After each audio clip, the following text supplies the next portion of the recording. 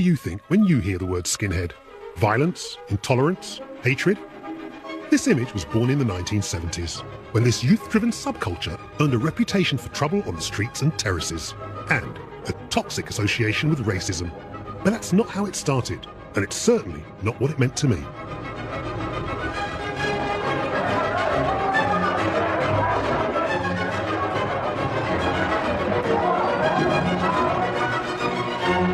There was a time we were united on the dance floor, dressed to kill, and if only for a moment, it felt like colour didn't matter.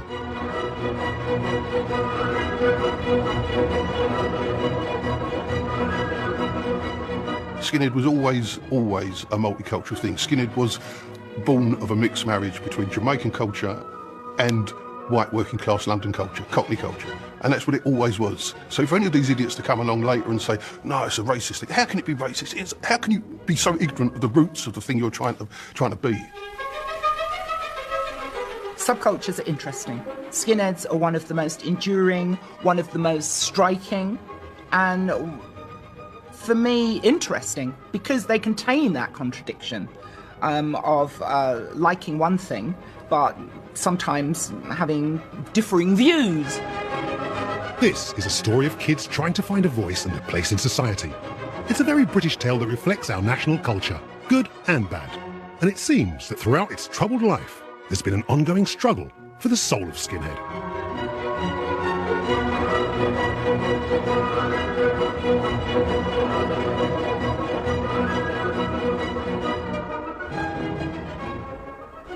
I was born in 1956 and reached my teens on this very estate in Stockwell, South London. Back then, like most working class kids, I used the only two things at my disposal to create my identity, music and clothes. And in those days, around these parts, it was all about skinhead.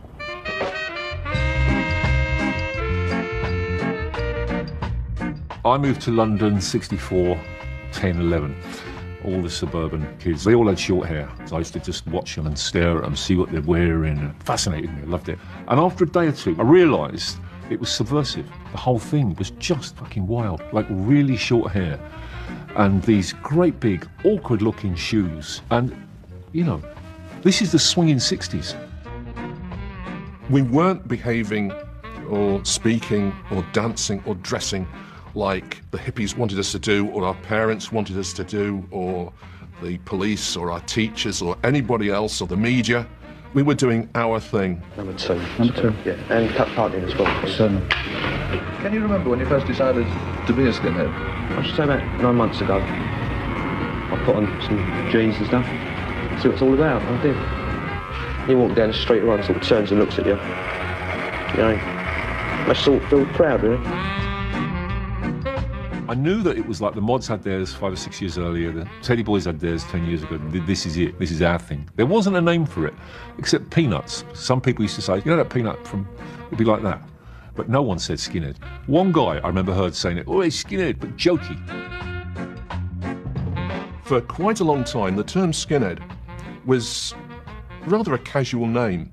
I can remember in 1968, we weren't really calling ourselves anything, and to an extent, skinhead was what other people called you, and gradually the name just stuck. And I don't know if the others recognised it, because they didn't speak about it, but I was thinking, wow, look what's going on here. To many people raised on a certain idea of skinhead, the real roots of the movement are surprising. As although the basic ingredients of these subcultures had already been established by Teddy Boys, rockers and mods, it was the arrival of my parents with the Windrush generation after the Second World War that would play a crucial part in this particular story. Because along with their hopes and dreams, they also brought style and some brand new sounds. Both found favour with these white working class kids and seemed to contradict the emerging racism of the times. I guess like previous youth generations, it's about people trying to find an identity, but these white working class kids seem to be taking tips from distant lands. That was the first wave of Jamaican immigration that had come in and was then starting working alongside white workers, and particularly on the docks. And kids, I think, who were starting on their working life, trying to look more manly and doing all this kind of business, adopted those kinds of styles. And that was the same for black youth and white youth. it probably started out like that, which was sort of working class. I mean, I even used to wear a donkey jacket with, you know, with Dr. Martens and turned up Levi's. But then you start looking around, you want to smarten up, and other people actually started wearing that sort of thing, and you just want to move on from there.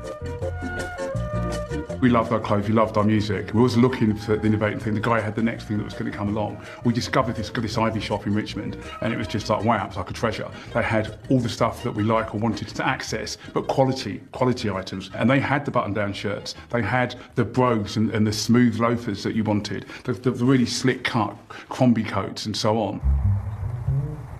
I'd heard about the legendary Ivy shop in my early teens, but funds and its location in Richmond, a distant land for this South London kid, meant I never actually got there. Luckily for me, its creator was still in business.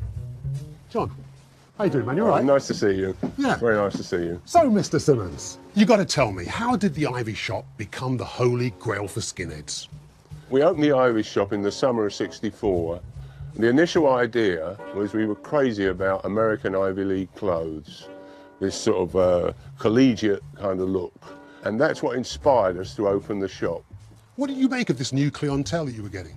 We gradually began to develop a clientele that wore a clean-cut look. That did inform, I think, the skinhead situation later on. Well, I've noticed over your shoulder here, there's something that looks like a Harrington jacket. And well, I've heard that you were the one that named the jacket. I did indeed. Can I have a look at this? Is that all right? You can have a look at that. This is a casual jacket of ours, which is similar to a Barracuda Harrington, which is the jacket that really got this whole thing started. We visited Barracuda, I think, just a couple of months after we started. And then one was watching the TV and you saw the series Peyton Place. Black and white, I remember that. In which Rodney Harrington wore the Barracuda Harrington. And that's how it got its name? We were selling it in the shop. And he was wearing it on the TV, so we used to put tickets on saying the Rodney Harrington jacket. And after a while, say a few months, you got a bit lazy, and then we'd drop the Rodney Harrington jacket, and we just called it the Harrington jacket. And the rest is history, really, you know. It became a skinhead staple was born. This was stuff which would have been recognised over in the USA as being, well, rather preppy. We got it somehow, second-hand, third-hand, and we put sort of a cocky street edge on it. Attire for me was always quite slick, you know, and they took a lot of time and detail into making sure that their appearances were spot on. One of the jokes around Harrow was, oh, I like your suit. Thank you. Was it made to measure? Yeah. Who for? The girls were gorgeous. Most of them were very, very chic and very, very smart. The hairstyle, it was really stylish, very sexy. Yes, it was very short on top, and yes, there were long side pieces and pieces at the back, but it was layered beautifully. I want all you skinheads to get up on your feet. Put your braces together and your boots on your feet. Although we were tapped into American culture, it was a little island with a big bass line that really captured the imagination of the emerging skinhead scene. What was it about Jamaican culture that attracted you white guys? It was unique, and it was a bond we had with our black friends. It was something that we could all share in. I mean, even what we were wearing, the trousers up high and things like that. You know, that all came from Jamaica, I would say, rather than the States. Black people just seemed cool in those days. There is no other word to use, really. They seemed cool. It's like Notting Hill and Ladbroke Grove were these places that you went to if you wanted this kind of slab of otherworldliness. You gotta make sure you're shining your boots. They came with a style, they came with a... Who's your natural enemy? Packies ain't so much your enemy, they're just like pastime, aren't they? Packies? Yeah. What do you mean by Packies? Pakistanis. You don't like Pakistanis? No. It's not their colour, because we like, you know, the Jamaicans are all right. We mix with the Jamaicans, yeah. We can't battle with a lot of Jamaicans. Yeah. You like Jamaicans, but you don't like Pakistanis? They're all white. I know, we mix in with a load of Jamaicans, got a lot of Jamaican mates. I mean, they don't like Pakistanis either. A slightly younger generation started to come in, and they did get the idea that they had to buy a package of ideas. They had to buy the packy bashing idea. Play up to the headlines. Yeah, and what you've got to remember is that by late '69 and early 1970, those of us who'd been there at the beginning were starting to get old. I remember one time wandering off the estate and bumping into some skinheads that definitely weren't on side. I made a hasty retreat back to my block, and my mother, hearing the altercation outside, ran down, trusty kitchen knife in hand, and proceeded to tell them about their mothers. Lucky for those skinheads, they did the right thing. When skinheads turned up, it was like they'd had a precedent. I mean, you weren't surprised by that. You weren't surprised that there were elements of white youth that thought that kind of thing. From its beginnings on London council estates, skinhead was now entering the dangerous waters of the mainstream, and all the media attention that came with it. The media love a good moral panic, and in 1969 they were looking for this year's mods and rockers, and suddenly there we were, this ready-made youth cult. When the media articles did first come out, me included, and some other people thought, oh wow, we're getting a bit of recognition. And then those kids, the same ones who were right up the front, they started growing their hair long. And first of all, it was just the hair, and then it was the clothes. And by the end of 1970, dare I say it, flares. This might well have been the last call for the originators, but skinhead didn't die. Instead, it found a new form and a new legion of followers. The boots, the jeans, and the Harrington jackets and things like that, the football supporters adopted those. Teams that were coming down to London were seeing this attire, seeing the way that we were dressing, and they were taking this back, and it started to spread. So it went out into the counties. The inherent working class appeal of skinhead found a natural home up north. London might well have been swinging, but the rest of the country was less prosperous.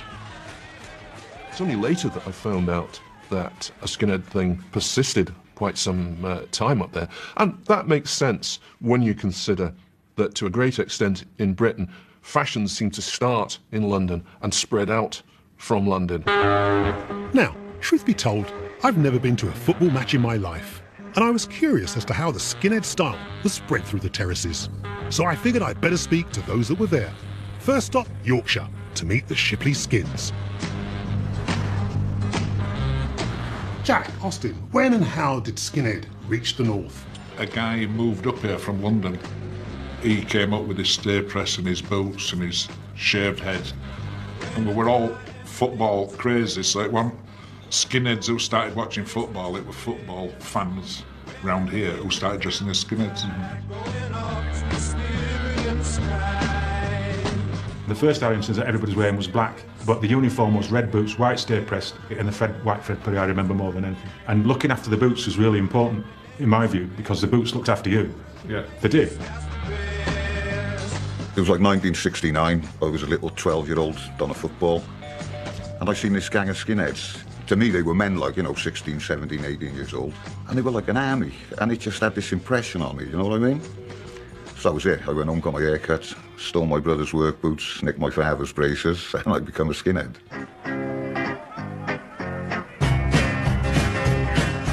When they used to play things like Bad Moon Rising at football grounds, that used to really whoop the crowd up. I remember a semi-final against Manchester United, and they played that at half-time. And that has stayed with me forever, because Bad Moon Rising was trouble on the terraces. If you went to football, you would go there to support your team and to defend your end. Football was the only bastion where you can go there on a Saturday or a Sunday, scream and shout obscenities, threaten people and not get arrested. We were fucking horrible. We wanted to fight with everyone, and it's not nice, but kids are kids, that's what they do, do you know what I mean? It's almost like a rites of passage thing, isn't it? Well, it used to be. They'd sign them up and send them off to fight wars, But after the Second World War, there wasn't any more wars to send the kids off, so they had to release their... testosterone. Exactly, yeah, get it out there, yeah. Like lions, they fight each other to establish who's the best, and we're just the same, we're animals. Aggro words came in, and you'd never heard of aggro before until we heard the Chelsea aggro and all that sort of thing. We heard all these songs, and we became Shipley Aggro boys. I remember one particular match where we disguised ourselves as Manchester United fans, and then we saw this small group of 10 or 12 Manchester United fans, and we started chanting, Manchester, la la la. So they all come jumping out and bantering together and said, we're fucking Leeds fans, and kicked the 7 bells of shit out of them. Yeah. You did, didn't you? Yeah. Not proud of that, by the way, and I have to say that, but that's how it was, and you were part of a military operation. Now in London, there's a lot of interaction with the Afro-Caribbeans. What was going on here? There was a good number of black skinheads in Bradford, yeah. We didn't consider them black. They were skinheads. They were our mates. They weren't West Indians with same clothes on. There were skinheads who liked our music, our football, not even all the same football team. There were many dark faces, there were many black faces going to football. You know, I never got once confronted by that, but I was totally aware of it, and I heard stories and I knew about stuff. But there was a dark side of it. You know, there was this dark side in football. This dark side obviously made for great headlines and was further intensified by the publication of Richard Allen's book Skinhead in 1970. It became the Bible for these new skinhead converts. Trouble was, its hero Joe Hawkins was an out-and-out racist. Consequently, it had a lot to answer for. The book was passed around and it was my turn, and I got over the book and I read it again. And I'm not, you know, I sort of admired Joe Hawkins because he was the skinhead I wanted to be. I liked the way he looked. The front cover was very sort of, you know, big sideburns. Yeah, it was big burn. And then the fact that he didn't like policemen. You know, I mean, now I realise how juvenile my thought was, but it influenced me. There's no doubt about that. So, for a while it's about style, music and football. And then politics seems to come into the mix. Definitely down in London. Was that the same up here? It did for a short while, yeah, where you had one guy come, he was Barnard Little's cousin, yeah. He came and he was a young socialist. The behind the scenes was National Front. And they actually took us to, I remember going to Scarborough for a weekend, all free. You can imagine young folk with no else to do, jumping on a coach. And the conference was held at the Spa in Scarborough. And they wouldn't fucking let us out. They got us in there and they locked the doors and we wanted out. We went to Scarborough for a good time. We didn't go to listen to all this bollocks about politics. And that seriously, that happened. And they still kept on and a few guys got hooked into it.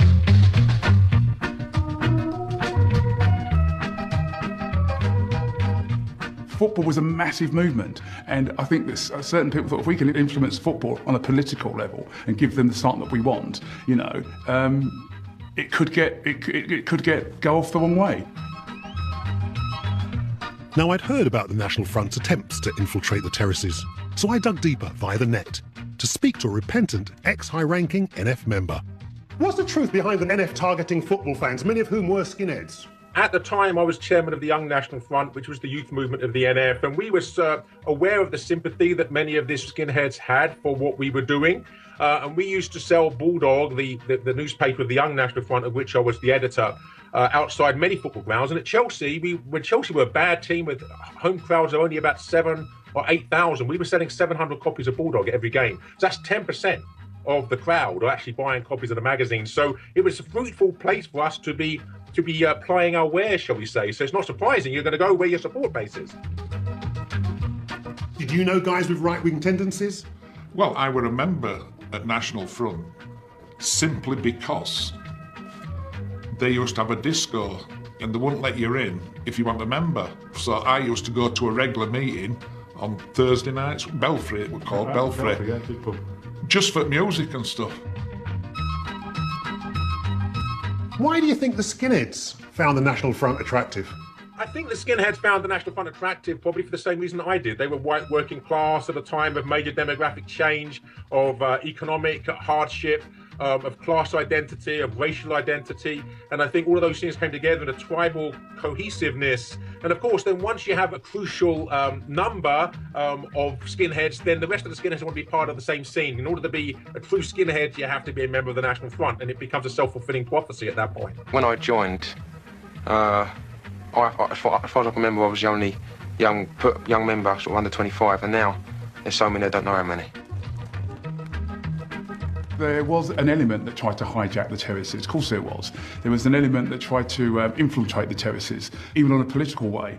But fortunately, you know, they never got to the masses.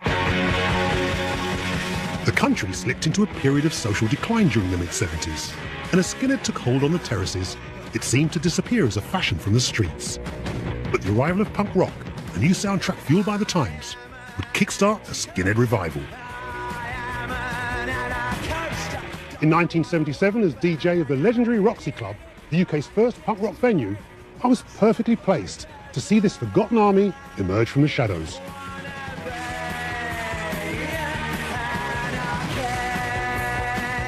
Skinheads were in a funny place when they came back, and they started coming back from 76 onwards, but they were very small at the time.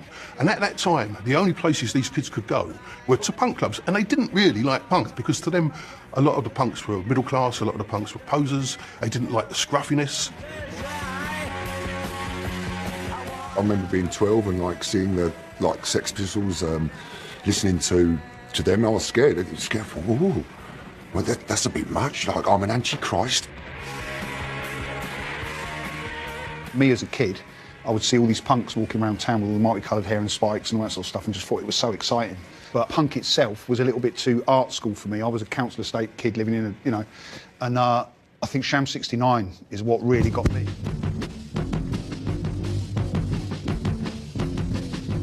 Sham had an upsurgence in working class people, so much wanting something else and something new and something that they could feel that was a punk band.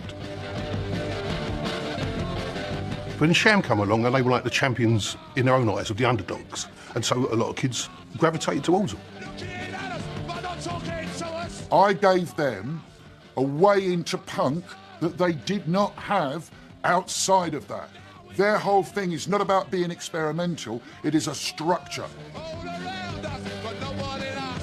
And I think what Sham did is they took that whole terrace chant thing and they tried to reinvent themselves. And I think they'd have done it and been much more successful if they hadn't been destroyed by the politics. By the late 70s, the right-wing politicians, they realised that there was an army who'd fight for them. Do you know what I mean? They saw a way of, say, recruitment at our gigs. The lost souls of whoever they were, in the weakness of whoever they were, could far more easily be contained and brought about into their party through a Sham 69 gig than probably any other gig they could possibly go to. I was very, very quick to recognise this. So therefore, that's why I quickly wanted to play the Rock Against Racism gig at any of them, to show straight away that I was an ally to the theme of Rock Against Racism than I ever was, do you understand, to their other event. Hold on! Hang on! Oi! Oi! Sham 69 concerts were disrupted by National Front and British movement skinheads after Jimmy Percy sort of came out on the anti-racist side. So it became, if you like, a catalyst for the skinheads to show their disapproval of what they saw as Jimmy Percy's sellout of what they saw as being the true skinhead thing. When Sham 69 had their last stand, a terrible gig at the Rainbow, it was that lot, all of them who caused it. And even though there was only 40 of them, they got a bigger mob around them, and that's what caused that chaos. And that was a terrible time for Jimmy Percy. What can I do? I mean, I do it for you. If you trust me, I would have trusted you. This 40 managed to get about 200 of the audience running around in packs, terrorising people, and then they invaded the stage and there's Z-Guy and all this old crap.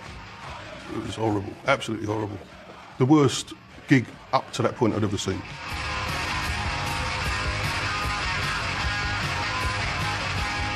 When people bring themselves out into the daylight, it's a completely different way of looking at things, isn't it? So that's what it did for me. It put a total value to their stupidity, do you understand, of saying, thank God you've done that, because now I can also go, look, do you really think I want to play to that? That's why it was the last. Do you really think I've got anything to do with this trash? In 1979, Jimmy walked away from a scene that was becoming increasingly toxic. And from where I'm standing, the Sham 69 story is a real tragedy. Because whether I like the music or not, he definitely made a connection to youth that felt ignored and rejected, something I could certainly relate to. And they wouldn't be the last band to feel the pressure of having a skinhead following. One step beyond. There was another movement waiting in the wings to pick up the skinhead slack, good and bad. Fueled by the energy of punk and a love of reggae, it focused on kids living on multicultural estates that had grown up with, well, kids like me.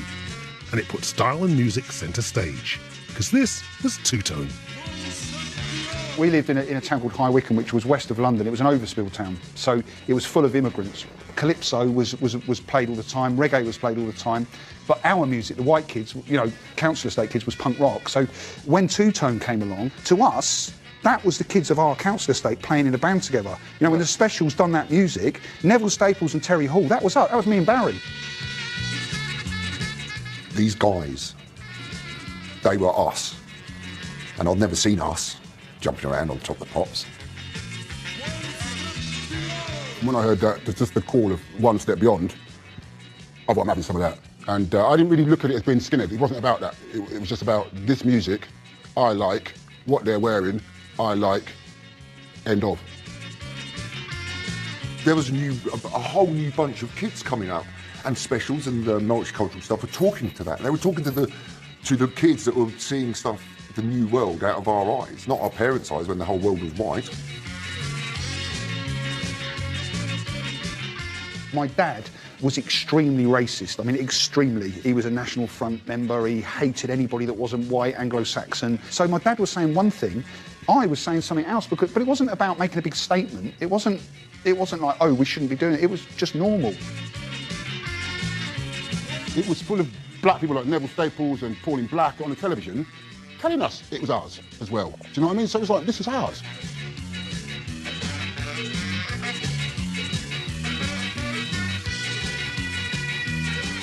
We didn't think, oh, we're skinheads, or we're this, or we're that. We were just, I had as many black mates that were wearing their stuff as anybody else, until the evilness of it all started happening, and then they were then little chip. They just went, well, obviously we can't do that no more.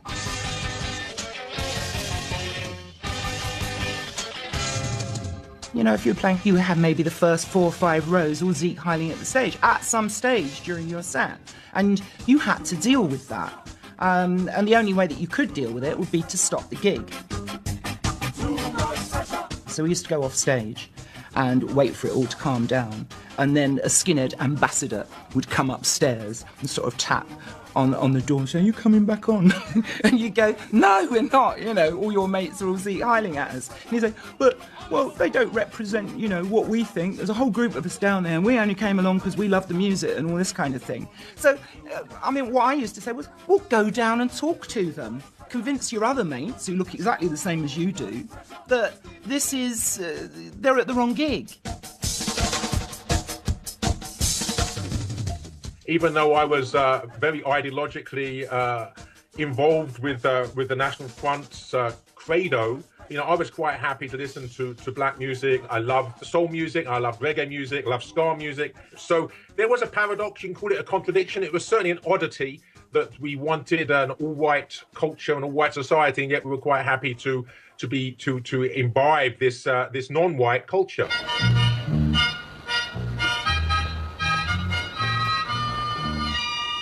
I still don't understand how any skinhead can keep that contradiction within themselves of loving the music and feeling that it is perfectly acceptable to practice racism.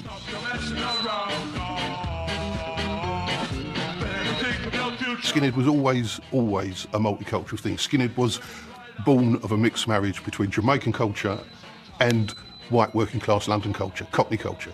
And that's what it always was. So for any of these idiots to come along later and say, no, it's a racist thing, how can it be racist? How can you be so ignorant of the roots of the thing you're trying to be?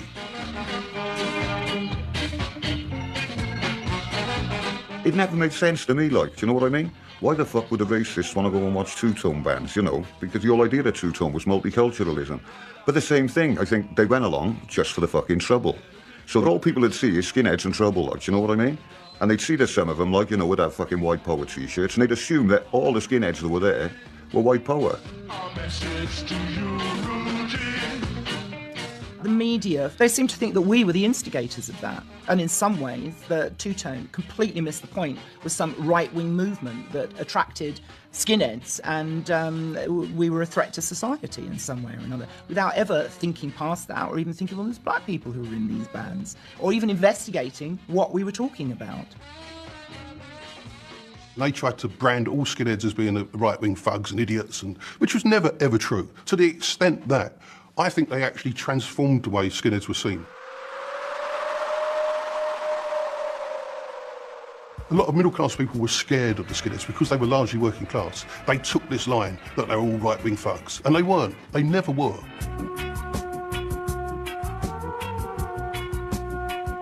When I was a little kid in school, the teacher asked us, what do we think we are? Working class, middle class, or upper class?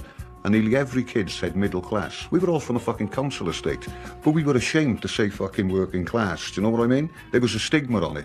So when we reached like 12, 13 and become skinheads, we thought, well, no, fuck it. Why should we be fucking ashamed? We become proud to be working class. Not so much proud, but unashamed. All the clubs are being closed down. We were the ones no one wants to talk to. You know, we were the scruffs. You know, we lived on council estates. There was nothing cool about us. And the more we were hated by the media, the more we were called the Nazi, hooligan, thug, scumbag, lowlife, drug-sniffing, mugging old lady lowlife, the more it put us together. The more it made us outlaws, the more we were Butch Cassidy and the Sundance Kid, you know, and that's what we felt we were, you know. And that kept us together throughout the 80s. The coming decade would see yet another incarnation of skinhead, and one that confused the hell out of me. It was harder, it was tougher, and I couldn't see or hear any connection to Jamaica. Trust me, there was no black in Oi. This generation of skinheads were disillusioned and felt despised, so they needed a new soundtrack. It was 1981. By then, skinheads had come back on the back of Sham 69 and Two Tone. They was already back, like. So the older ones like me, we already knew what it was all about. The younger kids, they didn't remember the first time round. For them, it was like a punk-inspired skinhead thing. You know, hence the different clothes, like, you know what I mean? They were more like military, you know, with the flight jackets and stuff like that.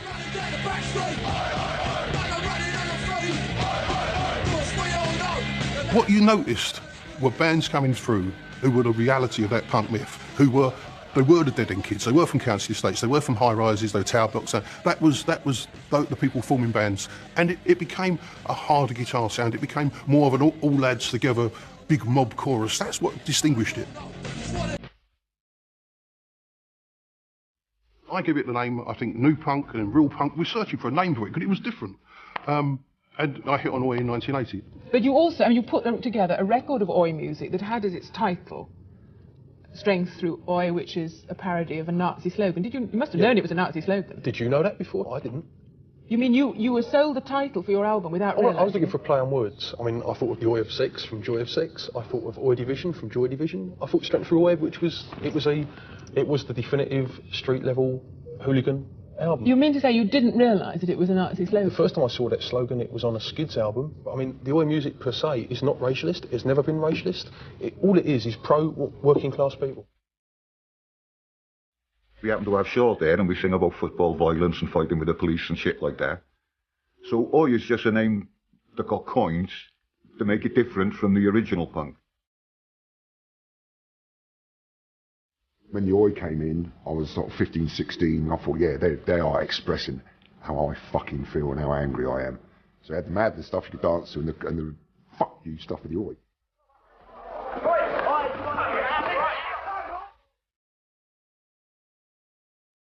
You said earlier you were running around smashing things up anyway, right? Tell me about that. We had our moments.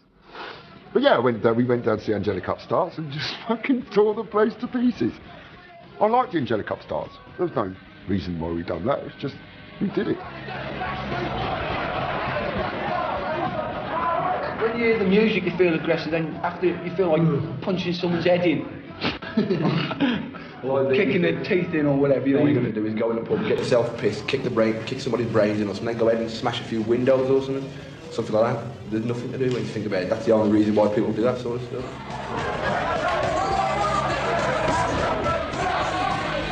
They were singing about violent, aggressive, white, skinhead music, you know, and wow, man, this is us, you know. The days of dancing down the disco to Two Tone and having a great time had now turned into this. We're now street fighting gangs.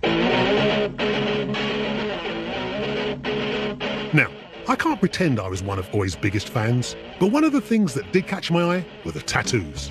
These new street gangs had lots of them in strange places, and they'd become a defining part of Oi. In the 1980s, there were a lot of skinheads within the Oi movement who did opt to have tattoos. Tattoos had started to become popular with all subcultures at the time.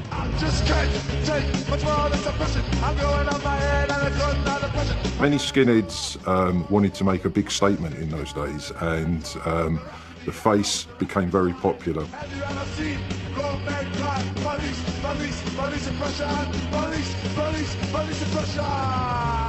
One of the problems with people getting their faces tattooed is that in some ways you're behind an ink prison.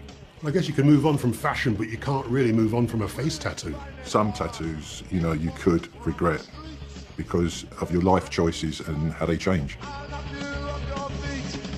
In London, in Leicester Square especially, you had all the runaways living on the streets, right? These are the ones who had the tattoos on their faces and were glue sniffing. And we as kids, again, we were their age, we were looking at them, and we hero worshipped them a bit because they were the toughest, they were the hardest. This very white and violent incarnation of skinhead seemed to be always looking for a fight. And once again, the National Front were there to give them a reason. How did the politics coming into the mix affect your attitude?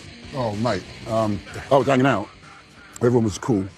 And then suddenly they started to listen to some of this other musics, which I'm a lover of music. So within the music they were listening to, there were some tunes that I thought, that's a good tune. It's a nice tune, I like it's the right tune. But what fucked me off is I couldn't go to gigs. Yeah. There was no chance that I could now travel with my friends. There was no chance that I could now continue socialising. I was out of the game, basically.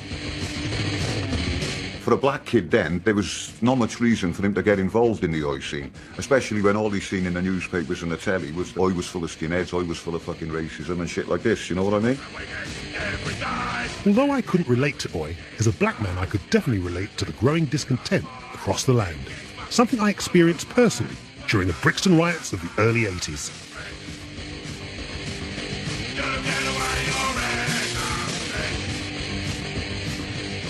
You've got to look at what was going on at the time. So there was a lot of anger going on, and so it's very easy, it's like get this fucking anger music up there, and people went for it because, they could relate to it. Unemployment was high, you had a lot of people with fuck all to do, they had no future, they genuinely had no future. And so if someone comes along and has got a message for them, says, we can help you guys, whether it be the far left or the far right, they've got an audience. And even if they only 1 in 10 of them listens, they can recruit. Skinhead was becoming even more polarised, leading to confusion on all sides. And in a year that was full of anger, the situation came to a head in the summer of 1981 at a gig featuring several oi bands that attracted a right-wing following, regardless of where they stood. 200 skinheads travelled to the large Asian community of Southall in London to attend a concert at the Hamborough Tavern. As they reached the centre of Southall, several skinheads ran down the Broadway, breaking shop windows. Here you had large groups of people, fascist people, who were doing Nazi-type salutes, writing NF on the condensation of the windows, and abusing all the Asians here that, police still don't do anything. The idea that these bands went to Southall, an Asian community, with the intention of starting a race riot is just nonsense. I mean, it really... It's still a little naive now. I mean, you go in there in a mob. What happened at Southall was the locals obviously had been wound up by someone about the fact that skinheads, and as well as other kids, were coming to this gig, and they took it as an affront, and it was a massive attack on the gig with kids throwing petrol bombs. It kicked all off. The pub got burnt down. This made major news across the country. Margaret Thatcher, in her wisdom, said, right, oh yeah, ban that. It's ban oi, right? So that got pulled off the shelf. And then after Southall, most of the good oi bands all folded up. The rejects, all of them were gone. And in their place were small little oi bands, and they were being funded by the right-wing groups, and it just fed this whole monster, really.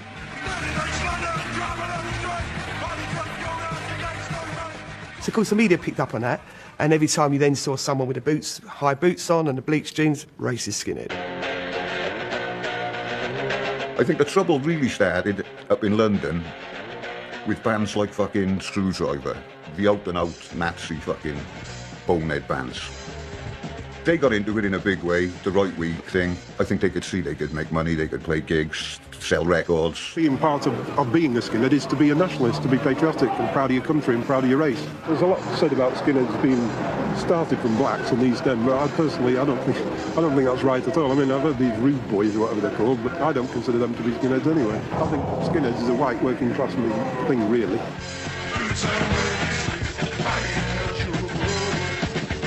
So Screwdriver, they started Blood and Honour. What's Blood and Honour about? Blood and Honour was the sort of prodigy of Screwdriver, really. It was a proper neo-Nazi thing. We were trying to think about race warfare. So our job was to basically disrupt the multicultural society, the multiracial society, and make it unworkable, make the various different groups hate each other to such a degree that they couldn't live together. And when they couldn't live together, you end up with that ghettoized, radicalized society from which we hope to rise like the proverbial phoenix from the ashes. The rise of these right-wing bands led to the formation of SHARP, Skinheads Against Racial Prejudice, spearheaded in the UK by Roddy Moreno. We were reactionary, so we become like an anti-fascist band.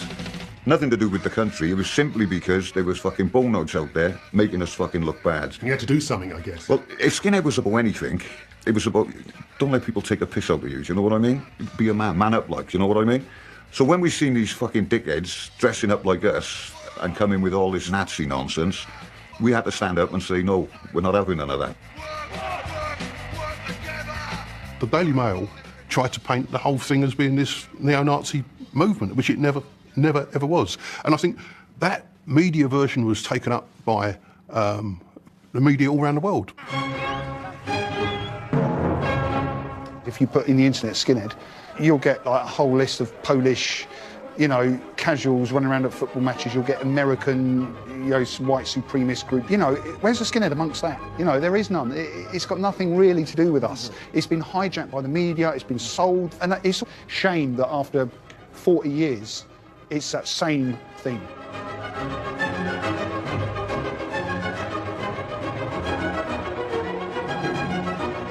The demonisation helped, if you like, to ghettoise skinheads, and they became this very sort of angry, bitter, resentful, paranoid subculture because of the way they were being depicted by the media. So, in one sense, they became the monster that the media had created. You look at most racist rallies, say in America, and they're dressed all in black, you know, military fatigues, the boots and that. They don't look anything like skinheads, but it's the military look. They just wanted to look ad, so they dressed up like skinheads. Particularly in Europe, and especially perhaps now in Germany and Eastern Europe, the skinhead movement has emerged as part of the new, what you might call neo-fascist response to the challenges of migration, the European Union meltdown, or whatever other political phenomena you want to bring into the equation. As this idea of skinheads as fascists, with misguided ideas about national identity, spread around the world, it would even find a home where there were no white people. There's this gang of fucking dickheads called the KL Troopers, and they're Malaysian Nazis. I know it don't make sense. The Nazis would have fucking shot them all, do you know what I mean? And their thing is Malay power, brown power they call it, and they want fucking Malaysia for Malaysians, and they want all the Chinese to fuck off, and they want all the fucking Vietnamese to fuck off. Wherever the right reared its ugly head, there was a left response, and then there were those that wanted nothing to do with either side. The global appeal towards the skinheads is because they stand up for themselves. And I think we all need that sometimes, to stand up and say, I want to be heard. You know, I want to be heard. And I think other countries, they have their downfalls and they've got their upset with their societies, and they just go, well, we're going to stand up for ourselves and say who we are.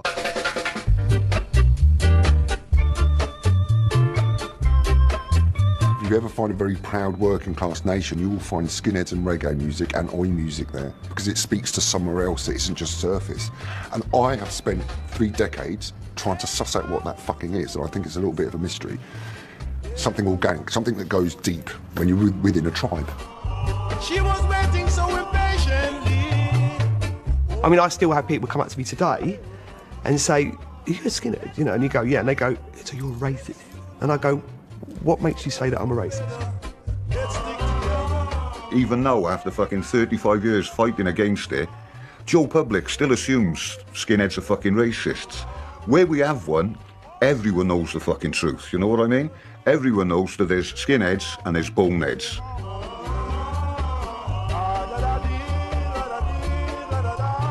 You have skinheads within skinheads, and so there are, if you like, retro skins that just want to go back to that 60s purity as they would see it, or those that are blood and honor, keeping on that tradition that goes back to the late 70s. But they're not, I mean, except for the fact that they call themselves skinheads and they might look superficially similar. A white supremacist neo-Nazi skin is not going to look very much like someone who's trying to look like a 1969 skinhead who loves ska music. Subcultures are interesting. Skinheads are one of the most enduring, one of the most striking, and for me, interesting, because they contain that contradiction of liking one thing, but sometimes having differing views from what that might suggest.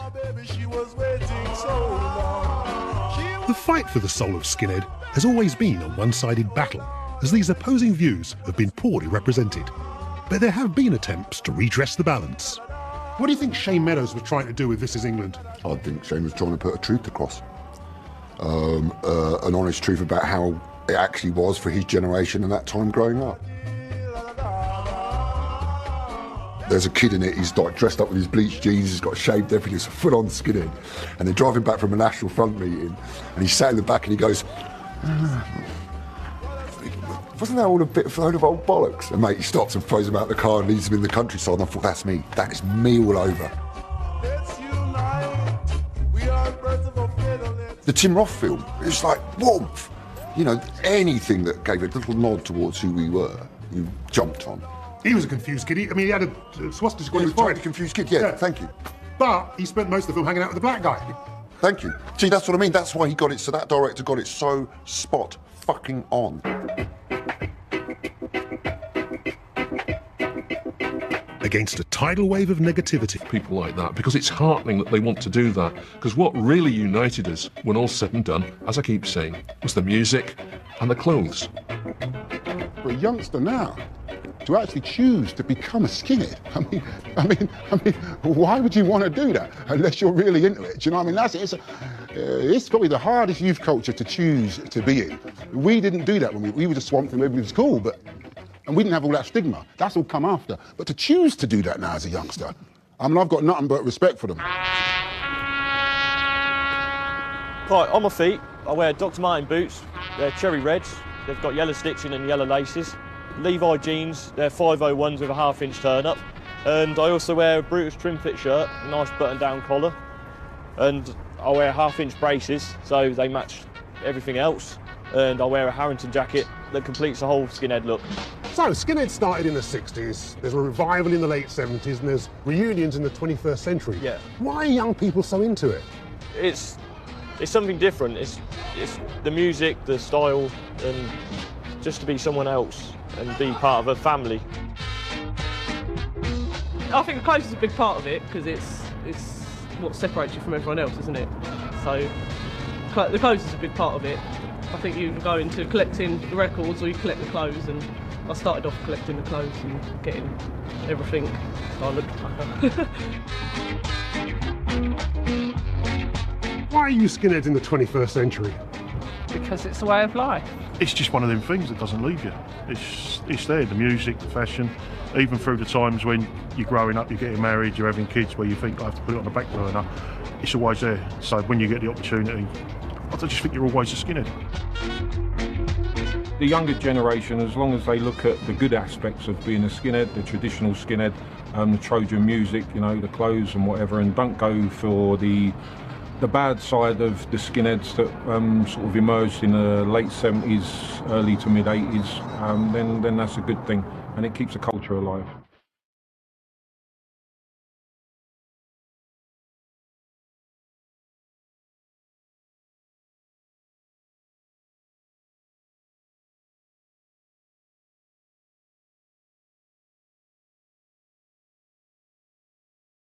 When I'm listening to the news and they say, gangs of skinheads attacking refugees or this, that and the other, I think, hang on, taking my name in vain, taking the name of my mates in vain.